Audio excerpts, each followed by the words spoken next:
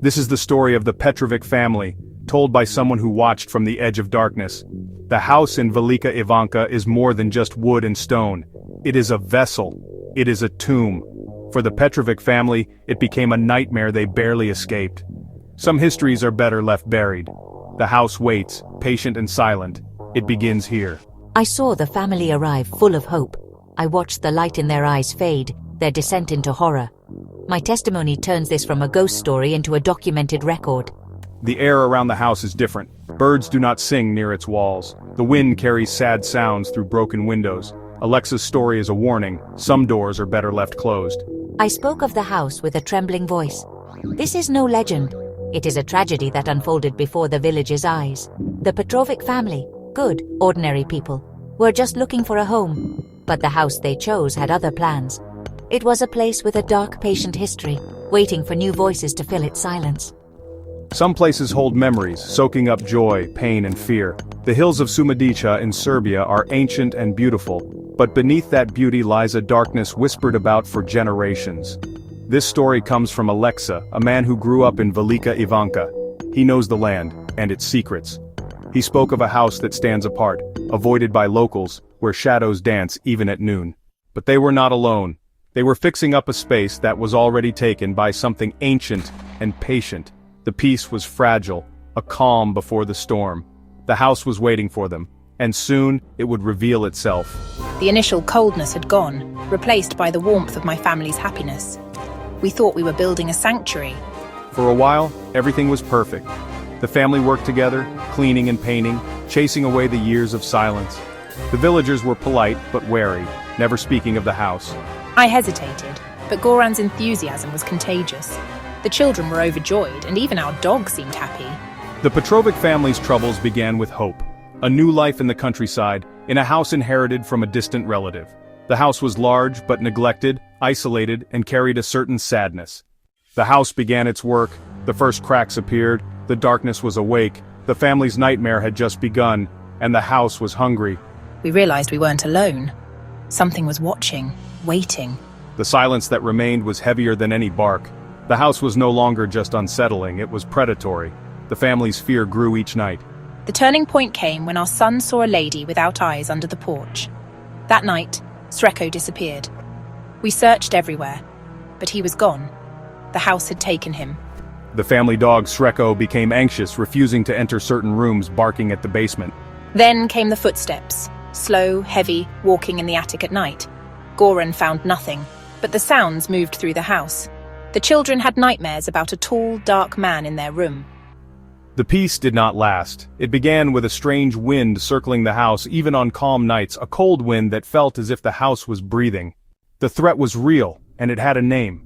The house wasn't just haunted, it was dedicated to something ancient. The Petrovic family was in grave danger. The symbols were just the beginning. The house was taking them. The priest refused to enter the house. He told us to leave at once. No prayer could cleanse such darkness. Some ground is unhallowed. You do not live in an empty house, you live in a temple, and you're not the ones being worshipped. Goran photographed the symbols and showed them to the village priest.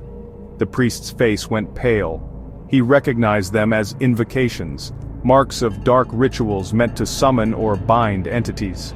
The children swore they didn't do it. Every day a new symbol appeared, on the walls, doors, even mirrors.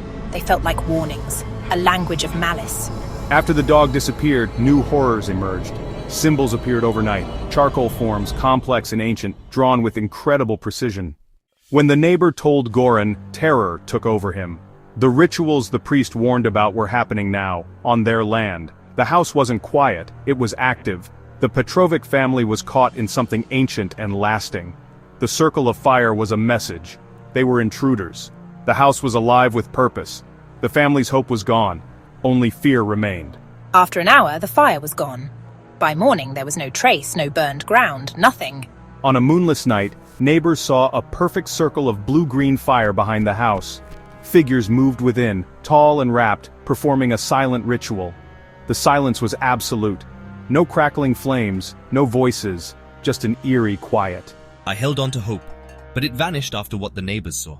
The priest's warning scared the family, but leaving wasn't easy. This was their only home. Goran's mind was broken. The house had taken him. Melissa and the children were left alone, trapped inside. The entity's focus had shifted. The house was not done. The darkness deepened. The family's trouble was far from over. The basement held secrets no one should uncover. The house would not let go. Fearing for our safety, I sought help. With the neighbors and a doctor, we took Goran to the hospital. He screamed about something buried beneath the house. The children feared their own father. He stood by their beds at night, silent and threatening. He spoke of a man in the basement, always digging, always waiting. Goran himself began to dig, frantic and lost. The circle of fire broke Goran. He became withdrawn, obsessed with the basement door. There was no fighting this. Melissa grabbed her children and ran, leaving everything behind. The house had won. The family's dream died. Only the house remained, patient and hungry. The darkness was absolute. The Petrovic family escaped with their lives, but not their souls. The house was victorious. Its secret was safe. The priest left terrified and speechless. This was the final sign. As he prayed, a cold wind swept through, putting out his candle.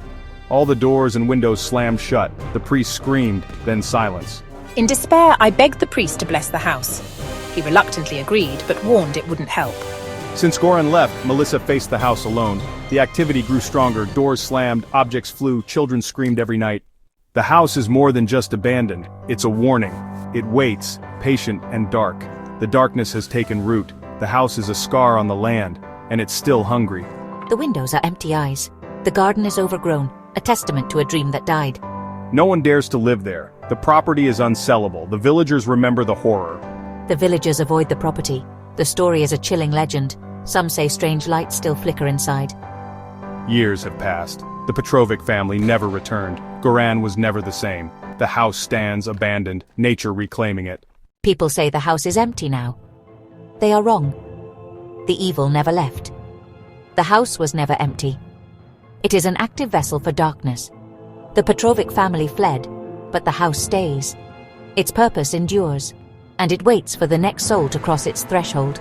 The horror was the entity's way of clearing the space for its work to continue. The entity in the house was never human. The house was built as a gate, a passage for things from the other side. The Petrovic family stumbled upon an ancient ritual. They were never the targets, just an interruption.